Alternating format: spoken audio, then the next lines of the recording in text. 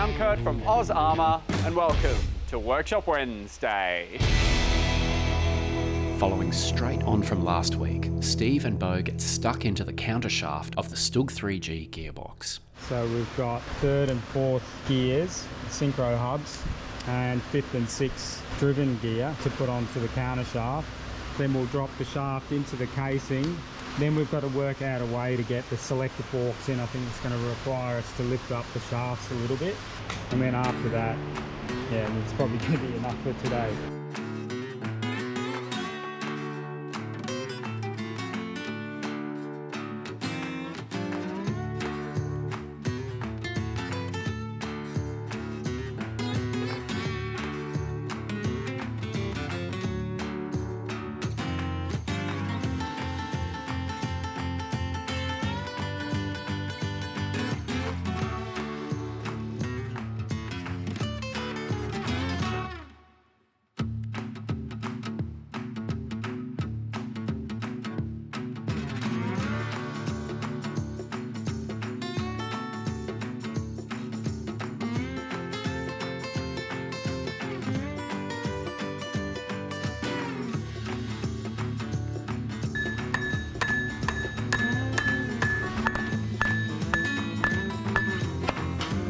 That's it. Knock it down. Rust facing up.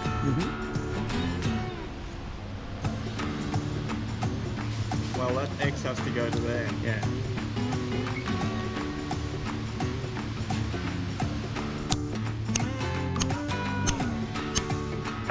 And you're not actually having to hit it that hard either. There you go.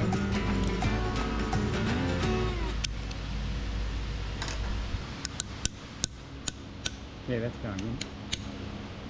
I'm happy with how that is. Super excellent. That's going right through. Yeah.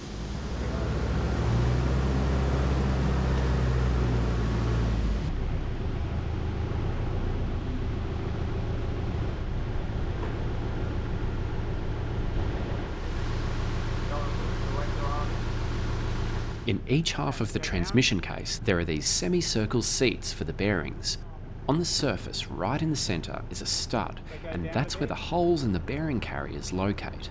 They're really handy in one respect, because it means that if the shaft is not fitted with its gears correctly, then the stud won't fit in the hole. But since the carrier is fitted over brand new bearings, they don't like staying in one position, and they'll only fit if the hole is perfectly positioned above the stud. So it's a slow process lining everything up. Right, looks pretty good to me. Both the main shaft and counter shaft are in, Beau. What are you thinking? Do you think we should try and give it a bit of a turn and rotate it? Yeah.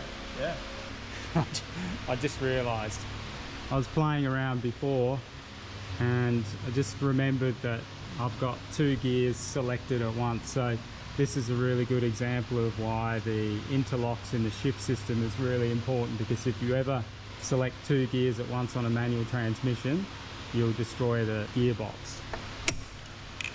Gives a really nice mechanical sound when it comes out, doesn't it? Okay, now let's try that again. Yeah, look at that. That's what I call a thing of beauty. Gear alignments are great, the thing's turning properly, it's free, gears are selecting, but for us to actually get the selector forks in and the shift mechanism, we have to pop the shafts back out again, because there physically isn't enough room to insert these things into the transmission and get it connected up. These selector forks are connected to the gear changing mechanism, which Steve will be assembling next. So just drop it, just keep going.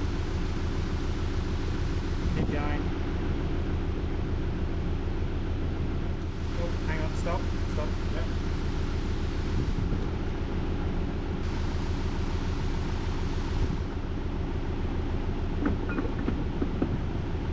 Keep going.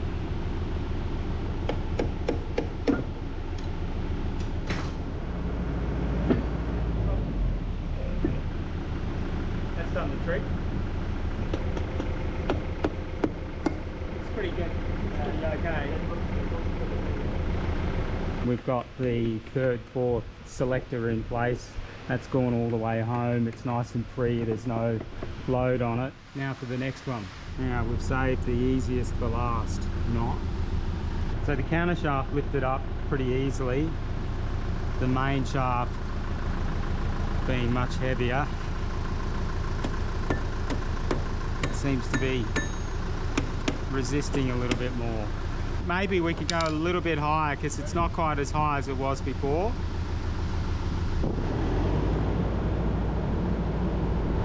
All right, let's stop there.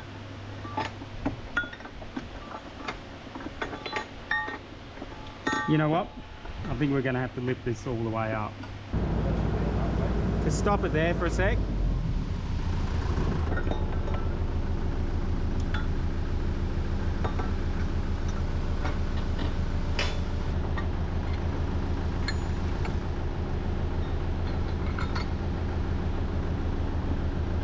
Yeah, it's like a bit of a puzzle to get the right order. Let's start going down, Graham. Slow. So yeah, easy does it. That's good.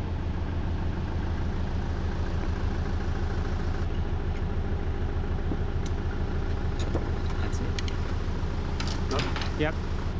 Okay, so down a little bit. Okay, stop there. Open the door and bring it in. That's it.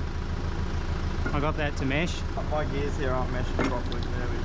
That's what it was. That's satisfying when it jumps in like that, isn't it? Oh, that's it. Now go down.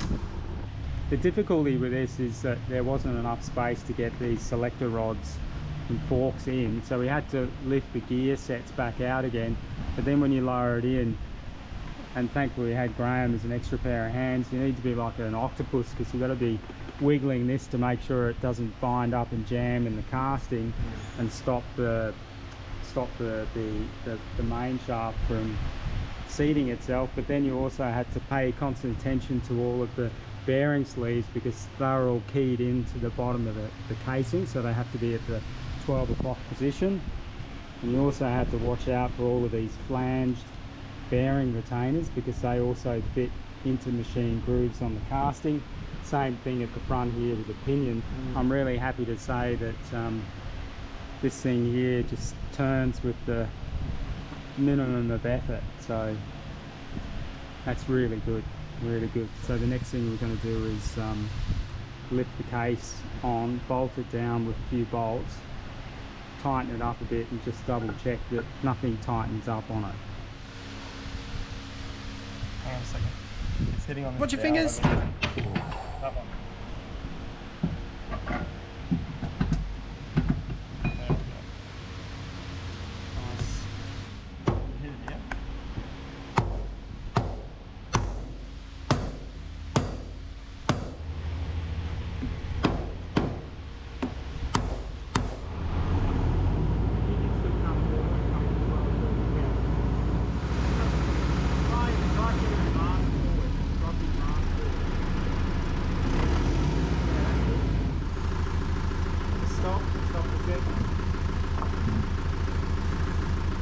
It's a big moment, but there's no time to waste if we're going to get this thing together before the Christmas break.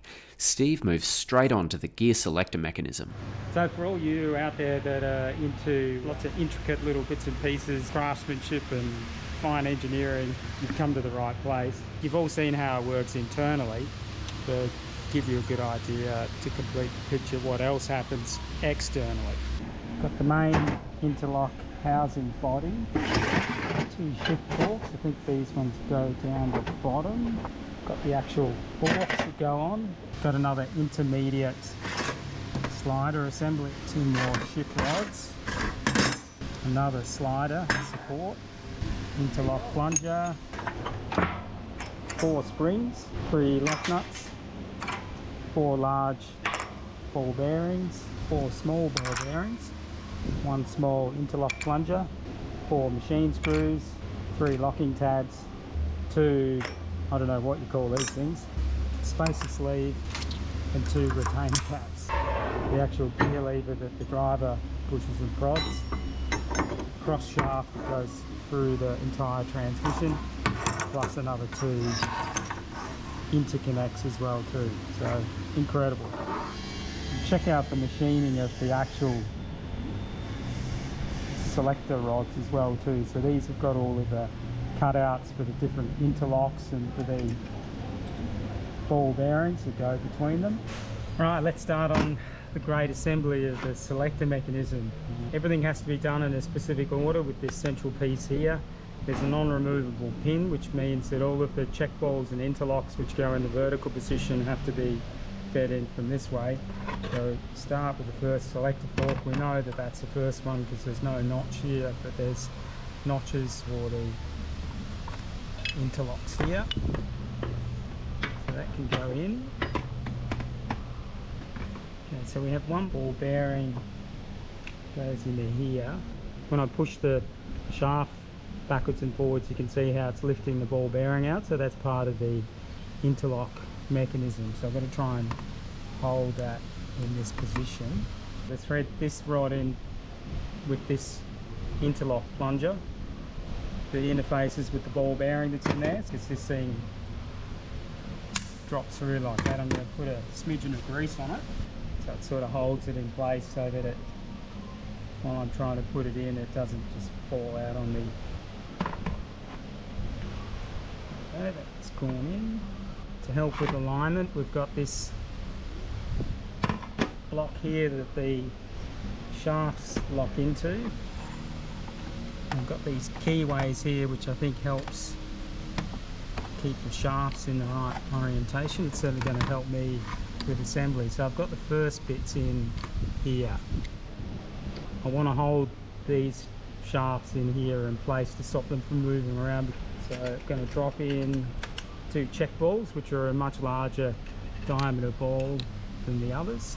A little bit of oil. 2 springs, taking note of the ends. The end that's a bit more tapered goes over the check balls.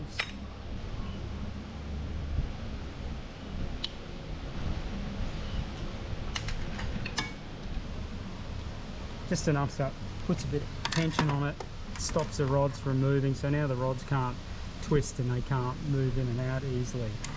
So the next piece that's got to go in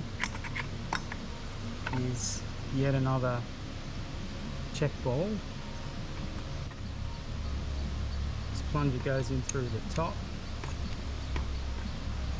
Beautiful piece of machining work. You put a bit of oil on it and it just slides in under its own weight. It's absolutely beautiful.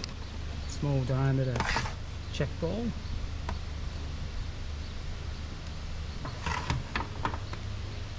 In goes the next one. Should have one more small ball bearing left. That goes in next. Now you find the point that it drops in, just like that. Put the final rod in.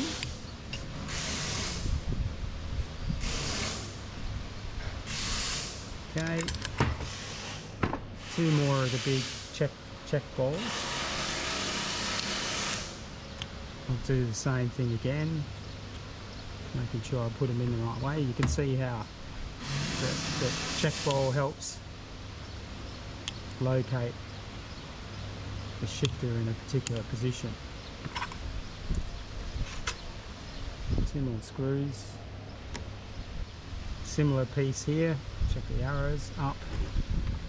This is another guide, which I've just realised I should have put that on before.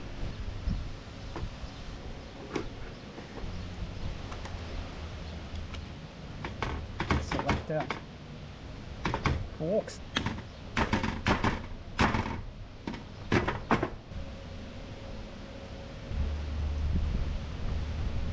This requires a spacer put on here which stops the shaft from going in this direction.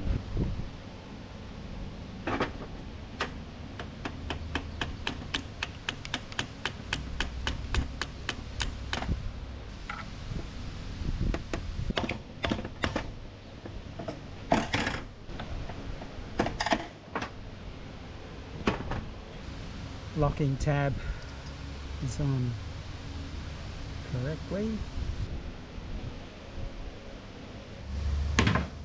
This goes up this way, slides on to the studs.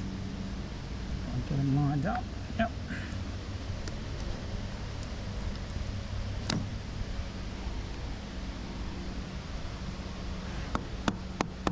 A little bit of a tap to seat it.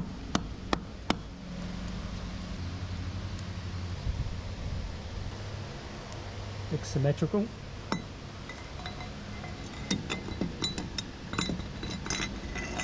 Goes through to the other side.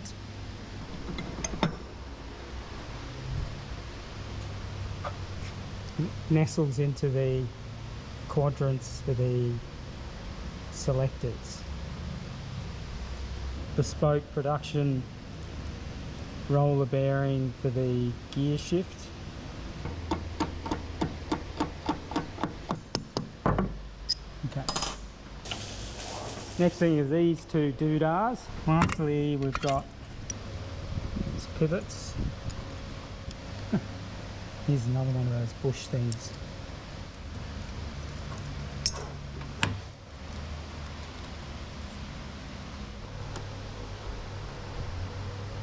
Just like that. Good to get reverse gear on.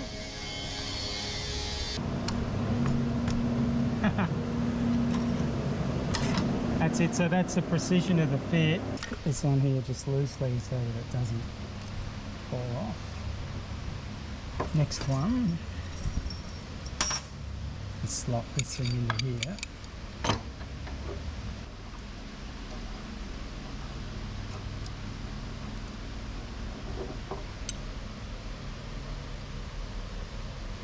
Try and simulate the position where it should be.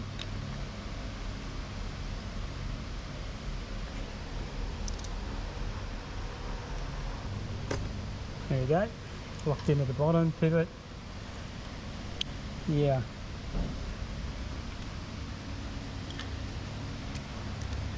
Here on the actual selector. So these ones go directly onto the shifter assembly, so must be 5th, 6th.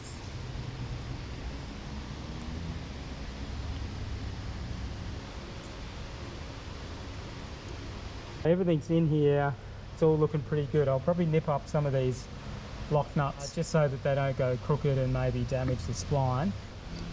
This is the neutral plane, so when it's neutral the shift lever goes in and out. Two circlets, we've got an inner circlet to go in here to hold the bearing in place, and another outer circlet which goes on here that stops the shift lever from going too fast. Stops it. Now, all of us have used gear levers and things at one point or another, and inside this assembly we've got link rod, spring, locking pin, retaining pin, push button threaded, plus this little piece here, which again is cast, but you've got several flats machined on it, centre groove plus holes.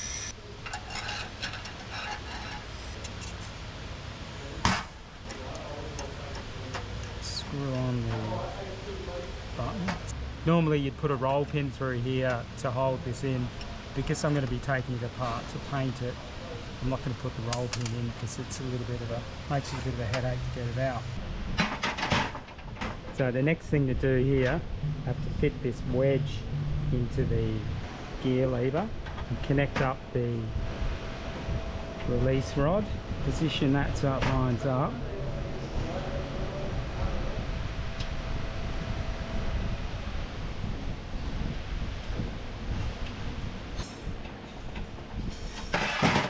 I'm not going to drive this roll pin in because it's quite difficult to get out. Just put a punch through here. It's about the same size. So then you get a bit of an idea when you push your finger on this button. You can see how this positioning wedge changes position.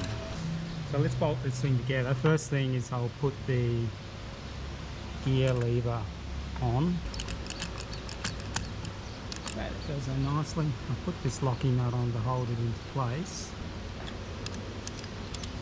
I'm not doing anything up super tight at the moment. Next piece of the puzzle. This is the original gate. Yeah, so this is part of the reverse lockout. This slides over here, held in with a circlip. It has a spring here normally that makes it default back into this position.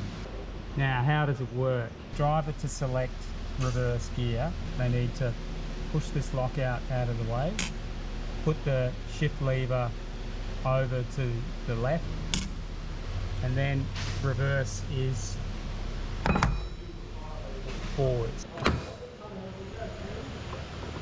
Out of reverse, move the gear lever to the neutral position. The reverse gear lockout drops into place and you can no longer get it into reverse gear, which then lines the transmission up perfectly for the second plane. First gear is forward, second gear is back, across, lined up for the third, fourth, third gear, fourth gear, third gear, fourth gear. As the driver, if you wanted to get into fifth or sixth gear, you're inhibited from going towards fifth and sixth gear plane by this locking mechanism. By pushing the button, it allows the shifter to go all the way over to the position for fifth and sixth gear, the fifth gear being forwards, fifth gear, sixth gear backwards,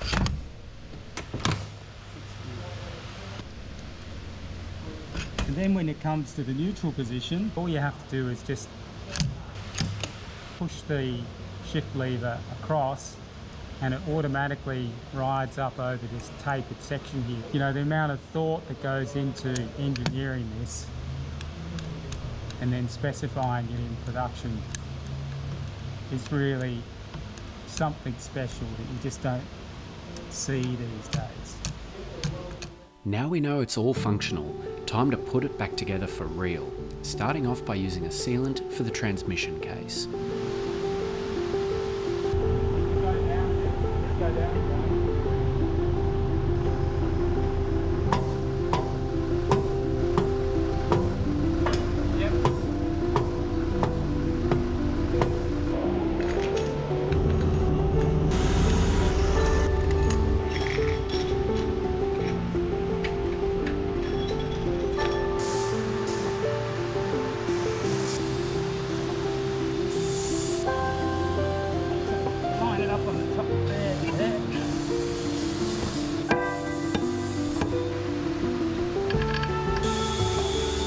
There's no torque specifications for this that I can use. I've just used what is the maximum torque value for 8.8 grade bolts and then maybe took 20% off of that.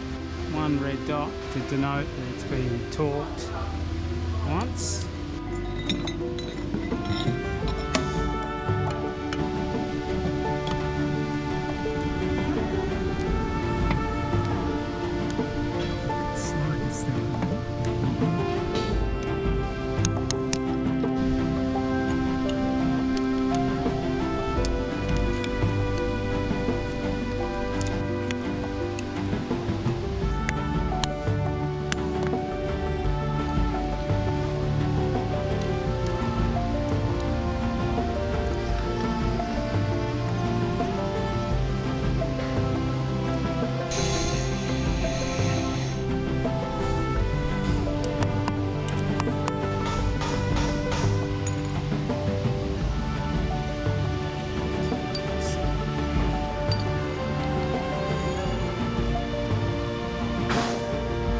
Washer.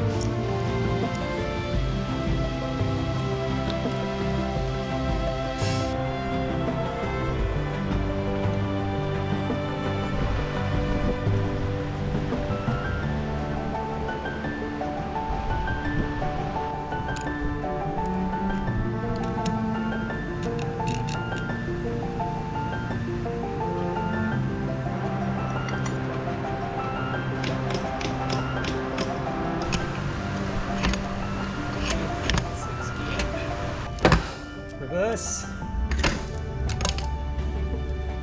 Reverse lockout comes back in. First gear, second gear, third gear, fourth gear, fifth gear, sixth gear.